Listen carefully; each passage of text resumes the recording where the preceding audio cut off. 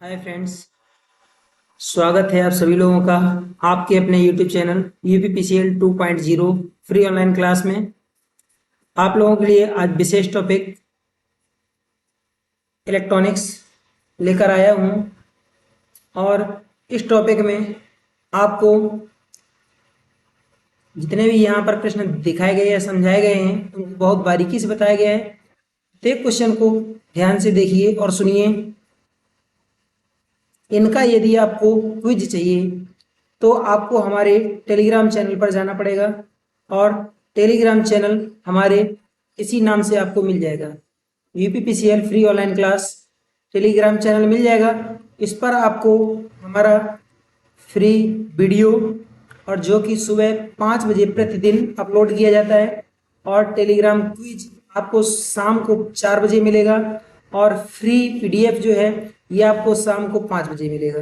ये date fix है, समय फिक्स है, इस समय पर आपको हमेशा मिलेगा। ठीक है, यदि आप हमारे चैनल पर नए हैं तो चैनल को लाइक शेयर सब्सक्राइब करना ना भूलें और अपने मित्रों में जरूर शेयर करें। चलिए प्रारंभ किया जाता है। आज का इस सेशन का पहला क्वेश्चन दिया गया है, जर्मेनियम PN जंक्शन डायोड के लिए कट इन वोल्टेज या पोटेंशियल बैरियर का मान कितना होता है।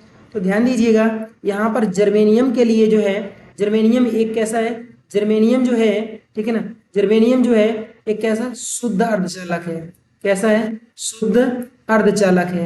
शुद्ध अर्धचालक मतलब इंट्रिंसिक सेमीकंडक्टर है। जो जर्मेनियम होता है इसका परमाणु क्रमांक जो होता है ये 32 होता है, 32 होता है और इसकी अंतिम कक्षा में 4 इलेक्ट्रॉन पाए जाते हैं, इसलिए ये अर्धचालक है। इसी प्रकार से आपका जो सिलिकॉन होता है, इसी प्रकार से जो सिलिकॉन होता है, सिलिकॉन जो होता है, सिलिकॉन की अंतिम कक्षा में 14 इलेक्ट्रॉन पाए जाते हैं और सिलिकॉन सिलिकॉन का परमाणु क्रमांक 14 होता है और इसकी अंतिम कक्षा में भी 4 इलेक्ट्रॉन पाए जाते हैं। ये भी एक शुद्ध अर्धचालक है।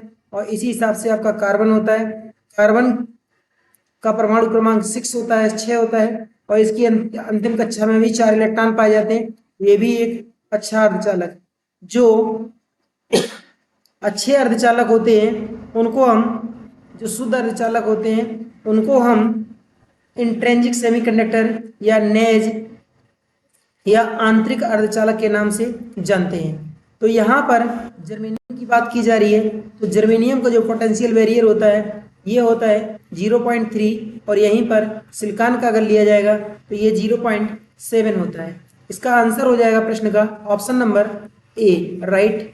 जबकि यहाँ पर जो 7 है ये सिलिकॉन का पोटेंशियल बैरियर हो जाएगा। ठीक है ना, पोटेंशियल बैरियर हो जाएगा। नेक्स्ट क्वेश्चन है, लाल रंग की LED निम्न में से किस अर्धचालक से बनाई जाती है। Gallium arsenide, gallium phosphide, indium gallium phosphide, इनमें से कोई नहीं। तो इन तीनों में से किसके द्वारा इस लाल या रेड कलर की LED का निर्माण किया जा सकता है। गैलियम आर्सेनाइड को हम दर्शाते हैं GA इसके द्वारा और गैलियम फास्फाइड को दर्शाते हैं GAP के द्वारा और इंडियम गैलियम फास्फाइड को इसके द्वारा। तो यहाँ पर पूछा गया है कि रेड कलर की जो लाल रंग की LED है उसका निर्माण हम किसके द्वारा करते हैं। इसका राइट आंसर हो जाएगा option number A, gallium arsenide के द्वारा रेड LED का निर्माण किया जाता है। नेक्स्ट क्वेश्चन है, निम्न में से कौन सी युक्ति सुरंग या टनल डायोड का प्रतीक है। यहाँ पर ये जो प्रतीक पूछा गया है टनल डायोड का, टनल डायोड को हम जनरली सुरंग डायोड के नाम से भी जानते हैं। तो टनल डायोड के लिए यहाँ पर आपका राइट आंसर हो जाएगा ऑप्शन नंबर बी। और यहाँ पर जो दिया गया है ये आपका बैरेक्टर डायोड, ये जो है आपका बैरेक्टर डायोड होता है या सॉरी एवलांचे डायोड होता है। यहाँ पर जो ऑप्शन नंबर ए है इसको एवलांचे, ठीक है ना, इसको एवलांचे डायोड कहा जाता है। ये आपका टनल डायोड है, ठीक है ना, ये आपका PN जंक्शन डायोड होता है, ठीक है ना, और ये आपका जो है ये शॉटकी डायोड होता है। ठीक है ना, ये जो है ऑप्शन नंबर 4 में इसको हम शॉटकी डायोड कहते हैं। ठीक है, शॉटकी डायोड कहते हैं। इस क्वेश्चन का जो राइट आंसर है ऑप्शन नंबर बी, यहाँ पर टनल डायोड बना हुआ है। ऑप्शन नंबर बी आपका राइट आंसर हो जाएगा। यहाँ लिखा है सुरंग डायोड, जो टनल डायोड होते हैं गैलियम आर्सेनाइड द्वारा इनका निर्माण किया जाता है, याद रखना। नेक्स्ट क्वेश्चन है, निम्न में से किस डायोड को बैरी कैप डायोड भी कहा जाता है? टनल डायोड को, शॉटकी डायोड को, फोटो डायोड को या बैरेक्टर डायोड को? इसका राइट आंसर हो जाएगा varactor diode, option number D. यहाँ पर बैरी कैप लिखा हुआ है और ये इसका राइट सिंबल है।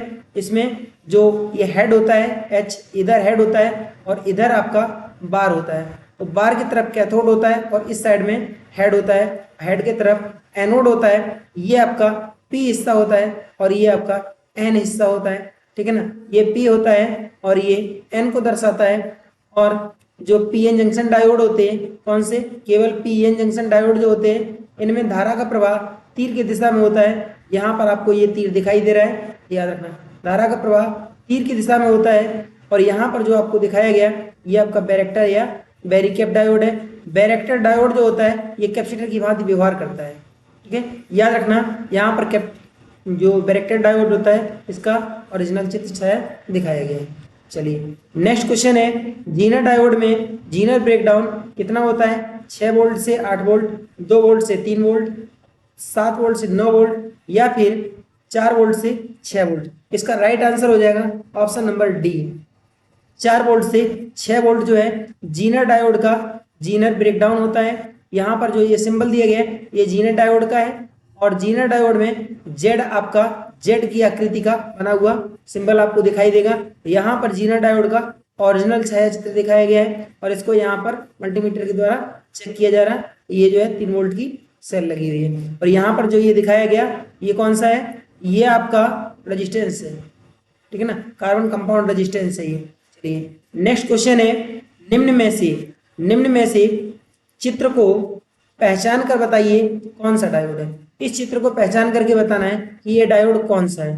ध्यान देना, जीनर डायोड में जो पोजीशन बनती है, जीनर डायोड में एकदम राइट पोजीशन बनती है इस प्रकार की, परंतु ये जीनर से थोड़ा सा भिन्न है। इसलिए इस डायोड को ये प्रकाश उत्सर्जक हो नहीं सकता है, क्योंकि ये एलईडी जब बनाई जाती है तो एलईडी की पोजीशन कुछ ऐसी होती है, ठीक है ना, ये प्रकाश उत्सर्जक। और फोटो डायोड जो होता है ये एलईडी का जस्ट विपरीत होता है, तो ये भी नहीं हो सकता है। एलईडी का विपरीत होता है इस पोजीशन में, ये भी नहीं हो सकता है। अब एक ही आपका आंसर बचा है एवलांची डायोड, तो इस क्वेश्चन का राइट आंसर हो जाएगा एवलांची डायोड। ये एवलांची डायोड को प्रदर्शित कर रहा है ये वाला छाया चित्र।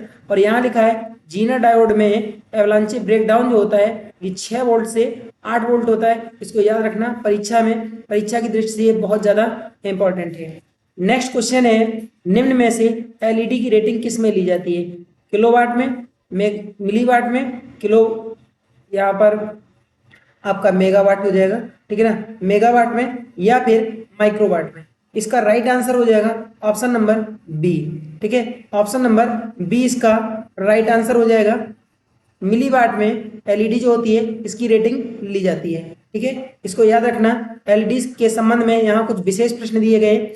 एलईडी फॉरवर्ड वाइस या अर्ध अभिनत पर कार्य करता है। इसका जीवन काल जो होता है 20 वर्ष या फिर 1 लाख घंटे होता है। एलईडी का जो सिद्धांत होता है ये विद्युत संदीप्ति के सिद्धांत पर कार्य करता है। इसका निर्माण 1920 ईस्वी में रूस में किया गया था। तो इसके अभिलक्षण एक रेखी होते हैं और अभिलक्षण इसका कुछ इस पोजीशन में बनाया जाता है, ठीक है। ये एलईडी का सिंबल या संकेत दिया गया।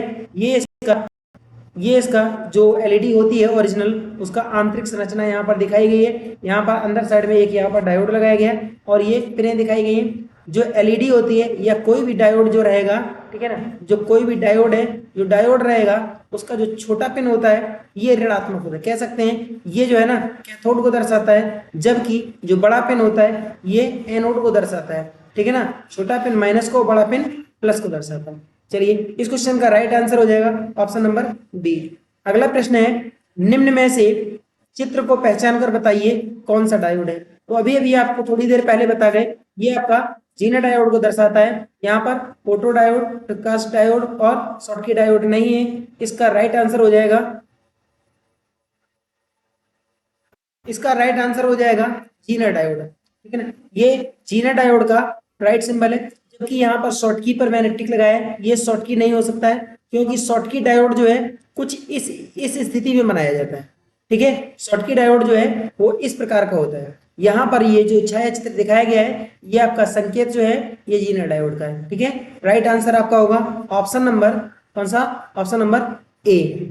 ठीक है, इसका राइट आंसर जो है ऑप्शन नंबर ए हो जाएगा।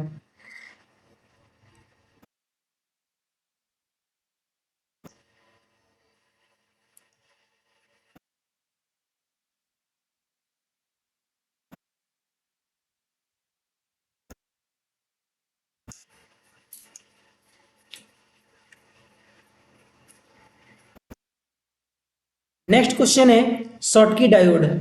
शॉटकी डायोड का निर्माण किस पदार्थ से किया जाता है? सोना चांदी, सोना और सिलिकॉन, सिलिकॉन और जर्मेनियम, चांदी और माइका।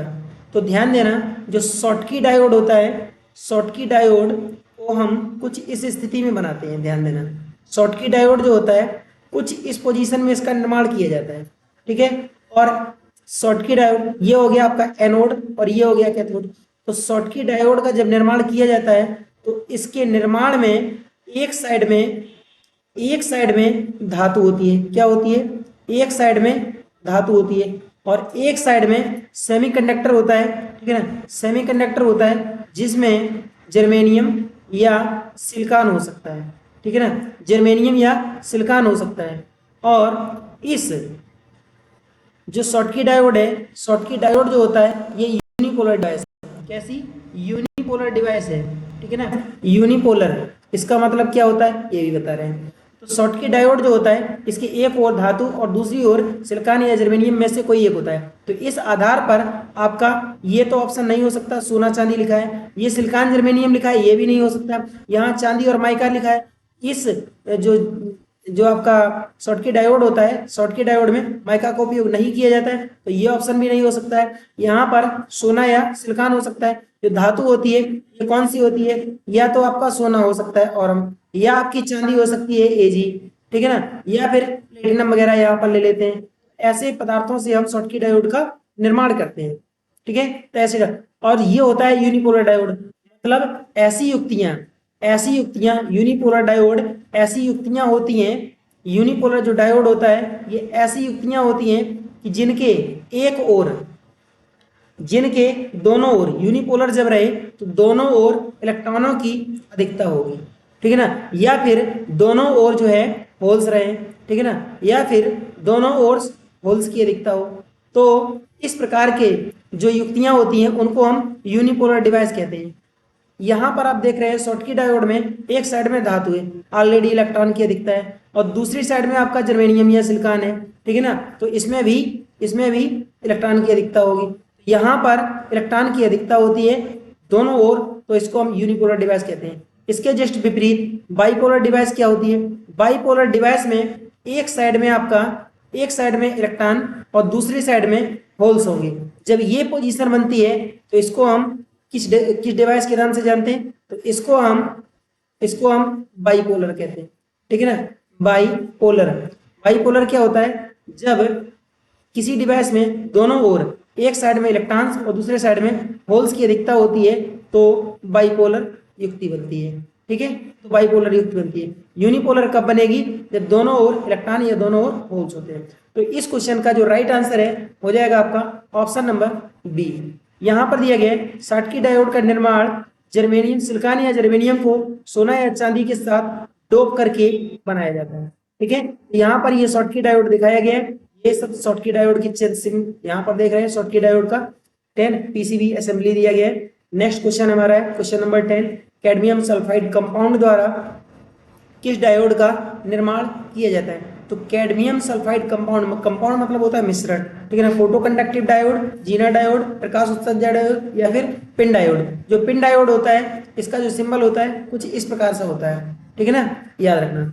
यहाँ पर इसका राइट आंसर हो जाएगा ऑप्शन नंबर ए। यहाँ पर देख सकते हैं जो फोटो कंडक्टिव डायोड होता है इसका उपयोग जनरली हम कैमरे में या फिर चोरों को पकड़ने के लिए दरवाजों पर करते हैं। तो यहाँ पर जो फोटो कंडक्टिव डायोड का संकेत ये दोनों दिखाए गए, ये इसकी ओरिजिनल डिवाइस है और यही डिवाइस आपकी यूपीपीसीएल की परीक्षा में, ठीक है ना, जो यूपीपीसीएल की परीक्षा हो रही है, यूपीपीसीएल की पेपर TG2 में, ठीक है ना, TG2 में 2021 तो जो 2021 का जो परीक्षा हुआ था, ठीक है ना, 2021 में जो परीक्षा हुई थी, इस परीक्षा में ये चित्र पूछा गया था। ठीक है, चलिए नेक्स्ट क्वेश्चन है हमारा, FET नियंत्रक युक्ति है। सबसे पहले जानते हैं कि जो FET होता है इसका फुल फॉर्म होता है फील्ड इफेक्ट ट्रांजिस्टर। ठीक है ना, फील्ड इफेक्ट ट्रांजिस्टर इसका पूरा नाम होता है। ठीक है, फील्ड इफेक्ट ट्रांजिस्टर इसका पूरा नाम होता है। ये वोल्टेज नियंत्रक होती है, करंट कंट्रोल, रेजिस्टेंस कंट्रोल या फिर इम्पीडेंस कंट्रोल। तो यहाँ आपका राइट आंसर हो जाएगा जो FET होती है फील्ड इफेक्ट ट्रांजिस्टर, ये वोल्टेज कंट्रोल डिवाइस होती है। ठीक है, नेक्स्ट क्वेश्चन है, जब मॉसफेट स्विच ऑन रहता है तो वह किसके जैसा काम करता है? रेजिस्टेंस मतलब प्रतिरोध की भांति, कैपेसिटर मतलब संधारित्र की भांति, इंडक्टर मतलब प्रेरक की भांति, बैटरी की भांति। तो इसका राइट आंसर हो जाएगा आपका कैपेसिटर की भांति। जो कैपेसिटर जो आपका मॉसफेट होता है, मॉसफेट जब ऑन रहता है तो वह कैपेसिटर की भांति व्यवहार करता है। और मॉसफेट का जो फुल फॉर्म होता है metal oxide field effect transistor, यहाँ से अपना नोट कर सकते हैं। ठीक है, metal oxide field effect transistor MOSFET का जो है ये फुल फॉर्म होता है। और मॉसफेट का जो सिंबल हो जाएगा, मॉसफेट का सिंबल कुछ इस तरीके से होता है, यहाँ पर देख सकते हैं मॉसफेट जो है कुछ इस तरीके से बना होता है। तो मॉसफेट जो है कुछ इस तरीके का इसमें कंडीशन होता है। और यहाँ पर आपका ये अंदर भी हो सकता है, बाहर भी हो सकता है। ठीक है, इलेक्ट्रॉनिक्स जितने भी सिंबल है इनसे रिलेटेड हमारा नेक्स्ट वीडियो आपको मिलेगा, जिसमें आपको मॉसफेट जो FET है, मॉसफेट है और इससे रिलेटेड IGBT वगैरह सभी के बारे में फुल डिटेल रहेगा। तो अगला वीडियो हमारा देखना ना भूलें। यदि आपने हमारे पिछले वीडियो अभी तक नहीं देखे हैं तो पिछले वीडियो को देख लीजिए। हमारे सभी वीडियो से रिलेटेड आपको परीक्षा में बहुत सारे प्रश्न मिलेंगे। और यदि आप हमारे चैनल पर नए हैं तो चैनल को सब्सक्राइब करना ना भूलें। चलिए नेक्स्ट क्वेश्चन है, द्विआधारी या बाइनरी संख्या में बाईं ओर की बिट को क्या कहा जाता है? तो बाईं ओर की बिट को सबसे महत्वपूर्ण बिट, सबसे कम महत्वपूर्ण बिट, कैरी बिट या एक्स्ट्रा बिट। आपको एक बात बता दें, दाईं ओर और बाईं ओर की जो बिट होती है उनमें कैरी बिट और एक्स्ट्रा बिट नहीं होते हैं। तो ध्यान दीजिए, जैसे मान करके चलिए कि ये आपकी एक बाइनरी संख्या है, ठीक है ना, ये आपकी एक बाइनरी संख्या यहाँ पर दर्शाई गई।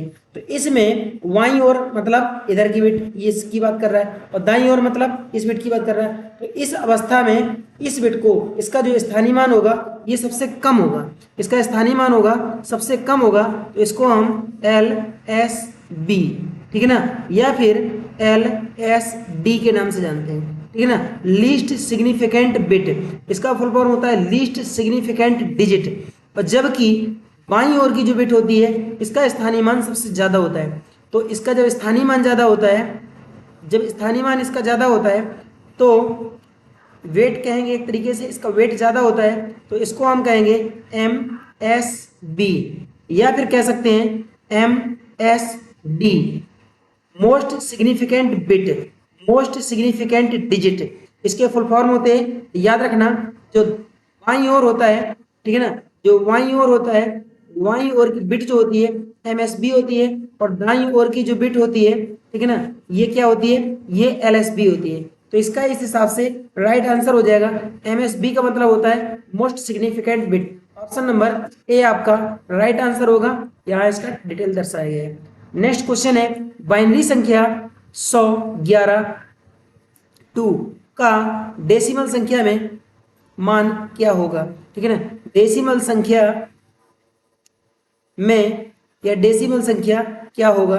ठीक है ना, तो यहाँ पर आपको डेसिमल संख्या जब भी निकालना है बाइनरी संख्या से तो ध्यान दीजिएगा, सबसे पहले हम क्या करते हैं, जब हमको डेसिमल की वैल्यू निकालनी, किसकी, डेसिमल की वैल्यू निकालनी, और बाइनरी की वैल्यू दी गई है, ठीक है ना, बाइनरी की वैल्यू दी गई है, तो क्या करेंगे, सबसे पहले यहाँ पर अंकों को नोट करते हैं, 1 2 4 दुगना करते जाते हैं हर बार में, इस दिशा में जाएंगे, अपने विपरीत दिशा में जाएंगे जैसे उर्दू लिखी जाती है, और हर प्रत्येक अंक को, जितने भी यहाँ पर अंक दिए गए हैं, प्रत्येक अंक को हम क्या करेंगे, डबल करके लिखेंगे। यहाँ पर 1 है, 1 का दुगना 2 हो गया, 1, इसका दुगना 4, अब की बार में आएगा 8, फिर आएगा 16, इसके बाद आएगा 32, इसके बाद आएगा आपका 64, ठीक है ना। तो इस हिसाब से इनको हम डबल करके लिखते चले जाते हैं। अब जो आपकी यहाँ पर बाइनरी दी गई है इसको हम बाईं ओर से लिखना चालू करते हैं, 1 आएगा, फिर से 1 आएगा, फिर 0 आएगा, 0 आएगा, 1 आएगा। अब इधर इस साइड वाला कुछ नहीं दिया है तो इसको हम छोड़ देंगे।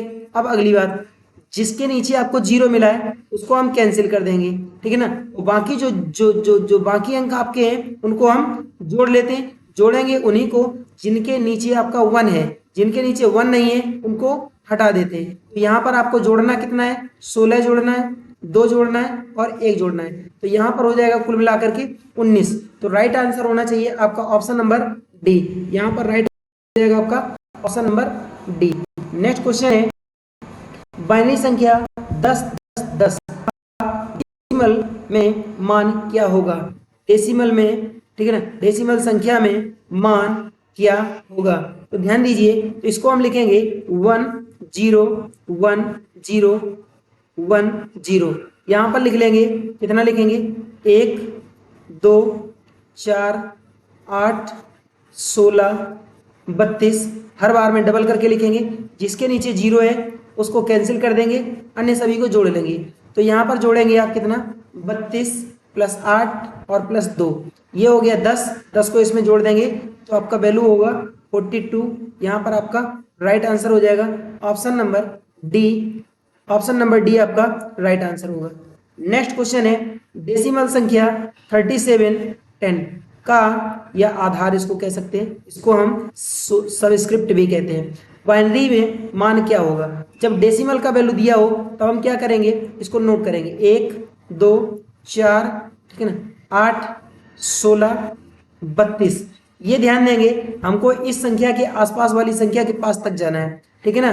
तो यहाँ पर जब हम अंकों को निकालेंगे या डेसिमल बाइनरी संख्या को जब निकालेंगे तो हम क्या करेंगे, 1 से लिखना चालू करेंगे और लिखते चले जाएंगे कहाँ तक, लगभग इस संख्या के पास तक। अब इस संख्या को ऐसे अक्षरों में, ऐसे अंकों में तोड़ेंगे जिससे कि इसका वैल्यू इसमें सेट हो जाए। तो ध्यान दीजिए, 32, ठीक है ना, और 4 36, एक बचा उसको हम 1 के नीचे लिख देंगे, कुल मिलाकर 37 हो गया। जिसके नीचे कोई अंक नहीं आया है उसके नीचे हम 0 0 डाल देते हैं। तो आपका जो बाइनरी संख्या है ये आपका बाइनरी संख्या बनकर के तैयार हो गया और यही आपका आंसर भी होगा। और इसका राइट आंसर होना चाहिए इसके हिसाब से ऑप्शन नंबर सी। देखते हैं, इसका राइट आंसर है ऑप्शन नंबर सी। चलिए अगला क्वेश्चन दिया गया, ऑक्टल संख्या 63 8 का बाइनरी में मान क्या होगा, ठीक है ना। बाइनरी में मान क्या होगा, ठीक है ना। बाइनरी वैल्यू यहाँ पर पूछी गई है, तो क्या करेंगे, जब ऑक्टल की वैल्यू, जब ऑक्टल का मान निकालना होता है, ऑक्टल से बाइनरी जब बनाना होता है तो क्या करते हैं, इसमें 3 3 के क्या करते हैं, जोड़े बनाते हैं, ठीक है ना। 3 3 के जोड़े में इनको रखा जाता है। और अगर यहाँ पर कोई भी संख्या अगर दी होती है तो उसको हम 3 3 के जोड़ों में बाइनरी तोड़ते हैं, ठीक है। तो यहाँ पर हम क्या करेंगे, 6 को अलग और 3 को अलग लिखेंगे। अब इस 3 को हम 3 बाइनरी डिजिट में लिखेंगे, 1 2 का 4, ठीक है ना। यहाँ भी लिखेंगे 1 2 का 4। अब क्या करेंगे, 6 हमारा किससे किससे बनेगा, 4 और 1 मिला करके, तो इसके नीचे 0 डाल देंगे। और 3 हमारा किससे बनेगा, इससे बनेगा नहीं, इन दोनों से बनेगा। तो ये संख्या जो है ये आपकी चेंज हो गई किसमें, बाइनरी में। और आपका राइट आंसर हो जाएगा 11 00 11, ऑप्शन नंबर 1। यहाँ पर आपकी जो संख्या थी ये संख्या थी कौन सी, ये संख्या थी आपकी ऑक्टल, और यहाँ पर आपने बदल दिया इसको डेसिमल में। नेक्स्ट इसका राइट आंसर हो जाएगा option number A. Next question है, बाइनरी संख्या का मान ऑक्टल में क्या होगा। तो बाइनरी संख्या को नोट करते हैं, बाइनरी संख्या है 1 0 1 0 1 0। इसका ऑक्टल में वैल्यू पूछा गया तो क्या करते हैं, इसका जो है हम 3 3 का जोड़ा बनाते हैं, ठीक है ना। 3 3 का जोड़ा बनाते हैं और इसके नीचे लिखते हैं 1 2 का 4, ठीक है ना, 1 2 का 4 यही लिखते हैं, ठीक है। अब क्या करते हैं, हमेशा इसके जोड़े जो है 3 3 के ही बनाए जाते हैं। और जोड़ा बनाना हम प्रारंभ करेंगे किधर से, अपने दाईं ओर से, इस तरफ से जोड़ा बनाना प्रारंभ करेंगे और बढ़ते चले जाएंगे आप इस तरफ, ठीक है। तो यहाँ जिसके नीचे अंक, जिसके नीचे 0 है या जिसके सामने 0 है उसको कैंसिल कर देंगे, बाकी को जोड़ लेंगे। यहाँ पर 2 लिख लेंगे क्योंकि हमको जोड़ीदार लिखना है, ये ग्रुप अलग है ये ग्रुप अलग है। और यहाँ पर आ जाएगा आपका 5, तो आपका राइट आंसर हो जाएगा 52। और ये बदल गया आपका किसमें, ऑक्टल में। राइट आंसर होना चाहिए आपका बी नंबर, इसका राइट आंसर है option number B. Next question है, ऑक्टल संख्या 23 का मान डेसिमल में क्या होगा। ध्यान देना। तो सबसे पहले लिखते हैं 2, इसका ग्रुप बनाते हैं, और 3, तो इसको क्या करते हैं बाइनरी में चेंज करते हैं। तो बाइनरी में इसका वैल्यू क्या हो जाएगा 1 2 का 4, इधर भी लिख देंगे 1 2 का 4। तो ये 2 जो है ये कैसे बनेगा, ये 0 1 0। 3 कैसे बनेगा 0 1 1। अब क्या करेंगे, जो आपकी ये बाइनरी संख्या आ गई है और बाइनरी से आप डेसिमल में जाने के लिए अब क्या करते हैं, अब लगातार अंकों को लिखते हैं 1 2 4 8 16, ठीक है ना, और 16 दूनी 32। जिसके सामने 0 है उनको सबको कैंसिल कर लेंगे, अन्य सभी को जोड़ लेंगे। तो यहाँ पर जोड़ना है हमको 16 + 2 और +1, तो बराबर हो जाएगा आपका 16 2 18 और 1 19। ये आपकी हो गई कौन सी, डेसिमल संख्या। ऑक्टल संख्या आपकी 23 थी, तो इसकी जो डेसिमल संख्या है ये डेसिमल संख्या बनेगी जाके 19। इसका राइट आंसर होना चाहिए ऑप्शन नंबर ए। यहाँ पर राइट आंसर है आपका option number A. Next question है हमारा हेक्साडेसिमल का रेडिक्स क्या होगा। तो हेक्साडेसिमल जो रेडिक्स होता है इसको हम क्या सबस्क्रिप्ट, ठीक है ना, इसको क्या सबस्क्रिप्ट भी कहते हैं, ठीक है ना, इसको हम सब स्क्रिप्ट भी कहते हैं, ठीक है ना, सब स्क्रिप्ट भी कहा जाता है। और सब स्क्रिप्ट का मतलब होता है आधार संख्या। यहाँ की जो संख्या होती है आधार संख्या, इसको हम सब स्क्रिप्ट के नाम से जानते हैं, ठीक है ना। आधार संख्या जो यहाँ की संख्या होती है इसको हम सब स्क्रिप्ट के नाम से जानते हैं। यदि ये संख्या यहाँ पर चढ़ाई गई इसको हम सुपर स्क्रिप्ट के नाम से जानते हैं, ठीक है। तो यहाँ पर हेक्साडेसिमल का जो सब स्क्रिप्ट है ये हो जाएगा 16। इसका राइट आंसर हो जाएगा सी। रेडिक्स देखते हैं, जो रेडिक्स होता है उसी को हम सब स्क्रिप्ट या उसी को आधार संख्या कहते हैं। बाइनरी का रेडिक्स पॉइंट होता है 2, ऑक्टल का होता है 8, डेसिमल का होता है 10, हेक्साडेसिमल का होता है 16। अब बाइनरी संख्या होती है, इसमें कुल डिजिट की संख्या होती है कितनी, 0 और 1, केवल 2 होते हैं। ऑक्टल में होती है 8, कहाँ से 0 1 2 3 4 5 6 7, कुल मिलाकर के 8। और डेसिमल में होते हैं 0 1 2 3 4 5 6 7 8 और 9। और जो हेक्साडेसिमल है, हेक्साडेसिमल में जो बिट होते हैं या अंक होते हैं इनकी संख्या होती है 0 से 9 तक, ठीक है ना, 0 से 9 तक। उसके बाद ए से एफ के बीच, ठीक है ना, ए से एफ के बीच इनके अंकों को लिया जाता है, ठीक है ना। तो अल्फाबेट वाली निम्न में से कौन सी संख्या है जिसमें अल्फाबेट का यूज होता है, तो याद रखना हेक्साडेसिमल अल्फाबेट वाली संख्या है। यहाँ पर जब हम कीवर्ड का शॉर्टकट लगाते हैं किसके लिए, सबस्क्रिप्ट के लिए, तो इसका जो राइट आंसर बनेगा जाके कंट्रोल प्लस इक्वल, ठीक है ना, CTRL कंट्रोल प्लस इक्वल। अगर ये आप कीवर्ड यूज करते हैं तो आपका सुपर स्क्रिप्ट काम करेगा, ठीक है। तो आज का ये था हमारा वीडियो। यदि वीडियो अच्छा लगा है तो वीडियो को लाइक शेयर सब्सक्राइब करना ना भूलें। फ्रेंड्स, मेहनत से वीडियो बनाया जाता है, हमारी वीडियो को शेयर जरूर किया करें, सब्सक्राइब करें। यदि नए हैं तो अपने मित्रों में ध्यान दिया करें थोड़ा सा, क्योंकि वीडियो बनाने में बहुत मेहनत लगती है और इतने बारीकी से बहुत सारा चीज़ बताया जाता है, तो इनको सबको जो परीक्षा से रिलेटेड बहुत ज़्यादा रहता है। और फ्रेंड्स, हमारी मार्केट में एक बुक भी आती है, जो बुक आपको दुकान पर नहीं मिलेगी, ये बुक केवल हमारे सेंटर पर ही मिलती है, कोचिंग सेंटर पर। और इस बुक में कंप्लीट इलेक्ट्रिकल कोर्स केवल एक ही बुक में, इस बुक से पिछली बार जो है 130 प्रश्न आपके 100-150 में से फंसे थे। अगर ये मैंने नहीं, ये स्टूडेंट जिन लोगों ने परीक्षा दी है उन्हीं बच्चों ने बताई है। और हमारे यहाँ से सबसे अधिक बुकें जो है राजस्थान गई हैं, उन्हीं बच्चों ने बताया है, कॉल करके भी बताया है कि सर इस बुक तो ये तो बहुत ज़्यादा कमाल की बुक है, इसमें से बहुत सारे क्वेश्चन फंसते हैं, क्योंकि इसमें सबसे ज़्यादा प्लस पॉइंट आपका है ये टेक्निकल ट्रिक। ये 100 टेक्निकल ट्रिक्स आज तक किसी भी राइटर ने अभी तक नहीं लिखी हैं, और इस बुक में शॉर्ट टेक्निकल की ट्रिक्स बनाई गई हैं। इसमें बहुत सारी अच्छी अच्छी ट्रिक्स हैं, तो फ्रेंड्स इसको ध्यान दीजिए। और ये जो है आपके किसी भी वनडे इलेक्ट्रिकल एग्जाम के लिए बहुत ही ज़्यादा इंपॉर्टेंट है। बुक यदि आपको मंगवानी है तो हमारे इस नंबर पर कॉल करेंगे तो आपको बुक जो है प्रोवाइड करवा दी जाएगी, ठीक है। Thank you for watching. जय हिंद।